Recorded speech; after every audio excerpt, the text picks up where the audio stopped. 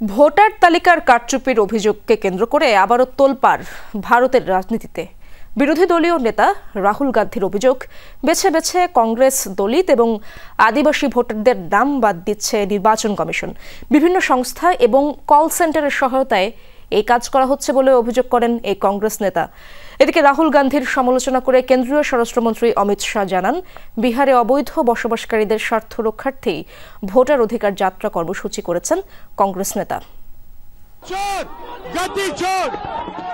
Voter তালিকা কারচুপি এবং নির্বাচন কমিশনের বিজেপির পক্ষে অবস্থান নেওয়ার অভিযোগে গেল মাসে ভোটার অধিকার যাত্রা কর্মসূচির ডাক দেন কংগ্রেস নেতা রাহুল গান্ধী। ওই কর্মসূচিতে যোগ দেয় আরজেডি, ডিএমকে সহ বিভিন্ন রাজনৈতিক দল।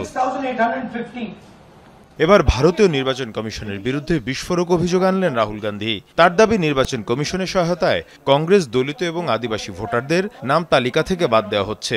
এক্ষেত্রে নির্বাচন কমিশনের বিভিন্ন কর্মকর্তা, একাধিক সংস্থা এবং কল সেন্টার জড়িত।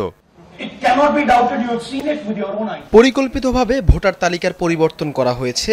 নির্দিষ্ট সফটওয়্যারের মাধ্যমে নকল আবেদন করে আসল ভোটারদের নাম বাদ দেওয়া হয়েছে। যেসব কেন্দ্রে কংগ্রেস শক্তিশালী, বেছে বেছে সেসব কেন্দ্রকেই টার্গেট করা হয়েছে। সিআইডি ভোটারদের নাম বাদ দেওয়া বিষয়ে তথ্য জানতে চেয়ে ইসিকে 18 বার চিঠি লিখেছে, অথচ একটি চিঠিরও জবাব দেয়নি ইসি।